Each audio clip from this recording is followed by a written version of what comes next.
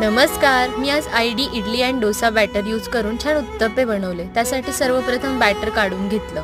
मग त्या बॅटरमध्ये थोडंसं मीठ टाकलं, अगदी बारीक असा चिरून कांदा, त्यानंतर टोमॅटो आणि त्यासोबतच मिरचीही टाकली.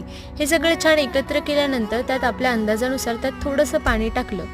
मग चटणी बनवण्यासाठी खोबरं, शेंगदाणे, कोथिंबीर आणि मिरची टाकली. त्यांची छान पेस्ट केली. त्यानंतर तेल गरम करून त्यात जिरे मोहरी छान तडतडून घेतले.